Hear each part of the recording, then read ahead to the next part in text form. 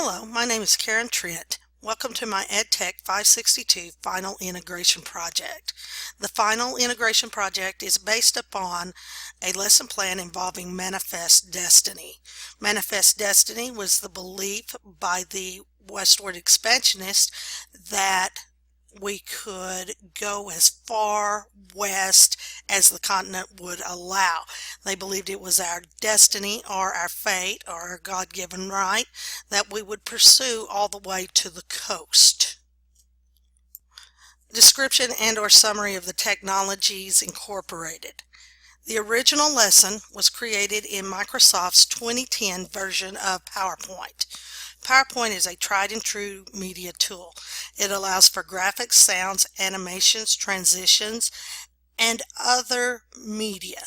I use PowerPoint because my audience is 8th graders who are not attending a technology-rich school, but they are somewhat familiar with PowerPoint. Also, PowerPoint worked well for the screencast.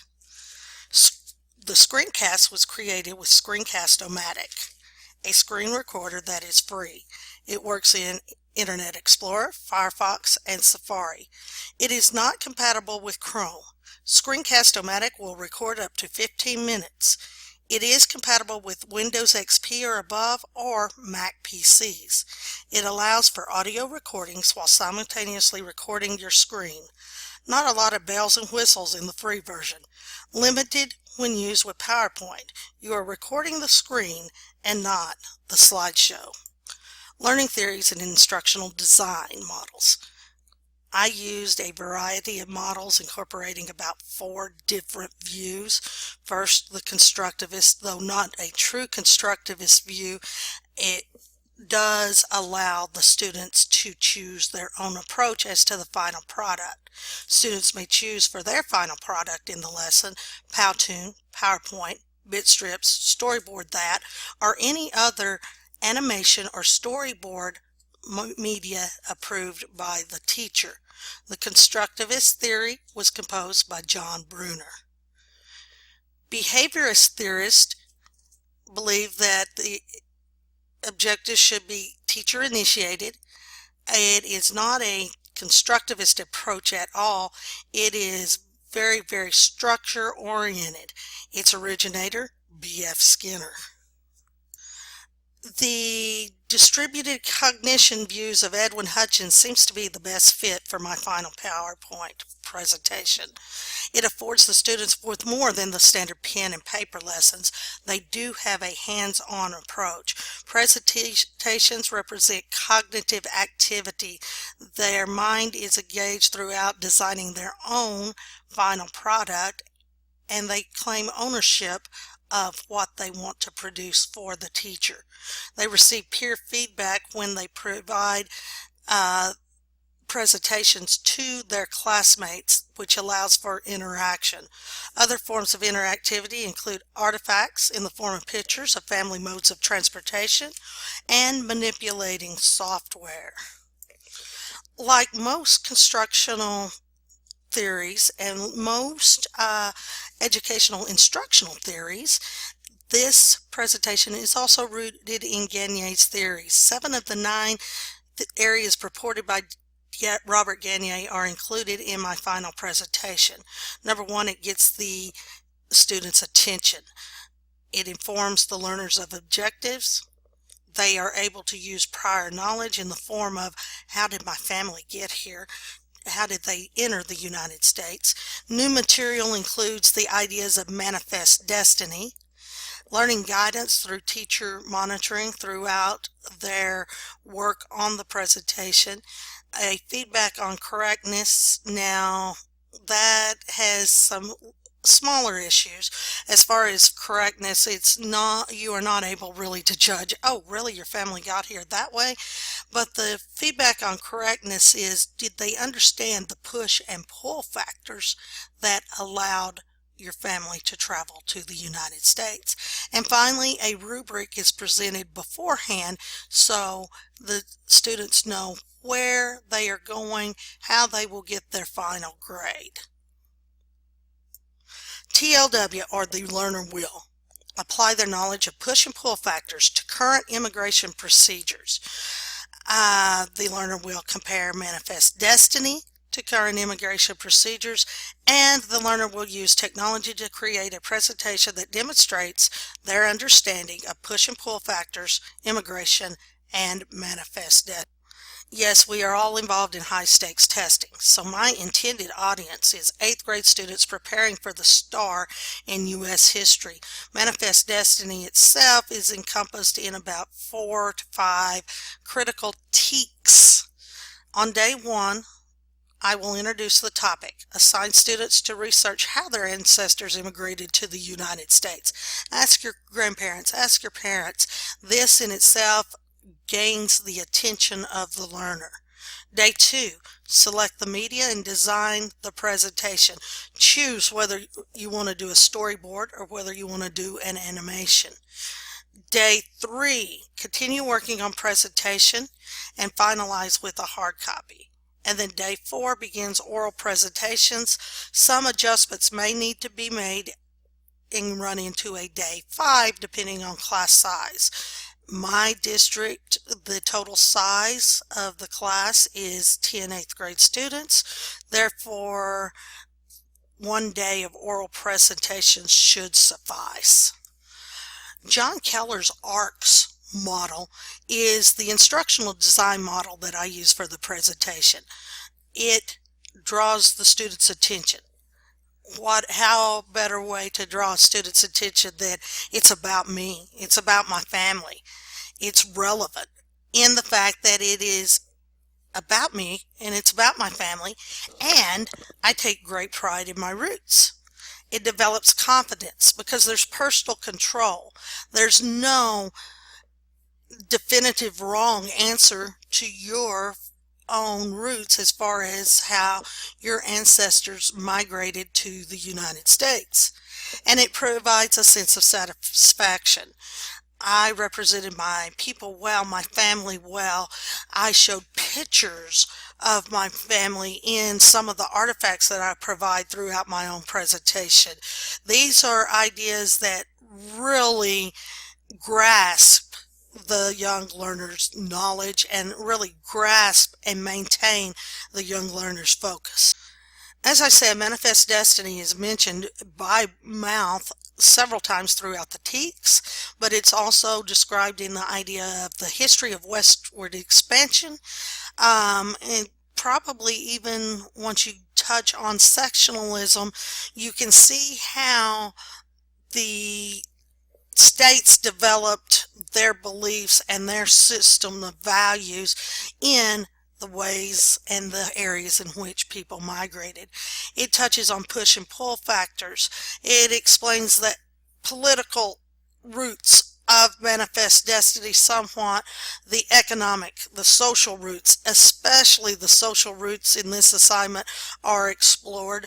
It analyzes the relationship between the concept of manifest destiny and the westward growth of the United States. Again, we talk about the pride in the culture, depending on your demographics of your school. This is one that can integrate different cultures and expose students to the different cultures. Did my family come here by steamship to escape the Great Potato Famine in Ireland, a push factor? Or did my students come to escape economic hardships? How did my family turn and come to the United States, and how does that apply to what the early westward expansionists felt? Social studies skills include creating a thematic model in the base of how they got here. The model could be anything from a Conestoga wagon that the early pioneers took to the west when they chased the gold, or it could come in the form of modern immigration using the family vehicle and just packing all of your belongings and driving from the Canadian border over to the United States or from the Mexican border over to the United States. Other TECs would include using social studies terminology correctly, push factors, pull factors, what is manifest destiny, what laws such as the Homestead Act brought them to this country. Standard grammar, spelling are used, not so much sentence structure because it is just a one phrase hit miss type of thing. Really, punctuation is not used on this quick slide presentation also because one word speaks 1,000 words throughout this. They will be able to transfer information from one medium to another, including written to visual and statistical to written or visual. Not so much the statistics in this assignment, but in future assignments. They incorporate new computer software as appropriate. Many of the students that I have had experience with PowerPoint, but therein is their limit.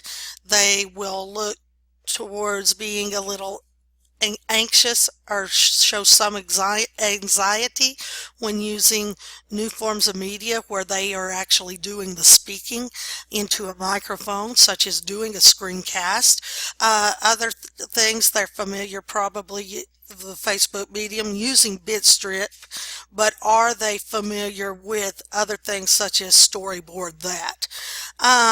They're creating a visual presentation of their social studies information.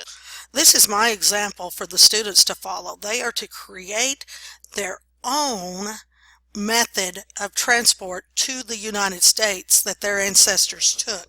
Manifest destiny is the primary focus of my lesson, using push factors such as the Dawes Act directed towards pushing the Native Americans out, overcrowding in the urban areas. They seek financial opportunities, so they head west, whether it be in farming or whether it be the gold rush. The Homestead Act pulled them to the west. Homesteaders would receive so many acres of land for each head of household, followed by the female head, and then 50 acres per child or other family members. The Morrill Act focused on looking at colleges and further higher education and providing some finances for those that wanted to pursue higher education. The people heading west now have a stake in the land. They're looking at business opportunities such as gold and cattle. Here is the detailed lesson plan. The students are to create a slideshow using either PowerPoint, GoAnimate, Powtoon, Bitstrip, Storyboard that. They are to create something that deploys their family to the United States. In other words, how did your family get here? What pushed your ancestors from their homelands? What pulled your family to the United States of America? How did they arrive? What hardships and fortunes awaited them? Like I said, they can use any of the mediums there to find this, to reach out and show people the pride that they have in their own family and their own culture. Grades will be based upon a rubric on the following 2 pages. Here is the rubric I created, with 0 representing no attempt to do any of the things, or if no facts were accurate at all, or if there were grammar or spelling mistakes. The 0 is no definitive, easily found area where they attempted to do something. The 4 represents 3 to 4 supportive facts are not reported accurately. For example, if they drove the family car across a river, we know that a car is not driving across the river. Something to that extent. 7 points, 1 to 2 supportive facts are not reported accurately.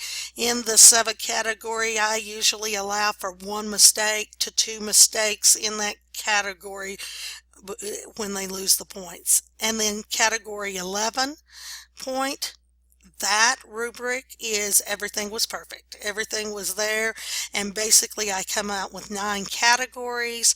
The final category tally adds up to 99, and I usually tell the kids, just for a good laugh, if they get their name on the paper somewhere, they get a point.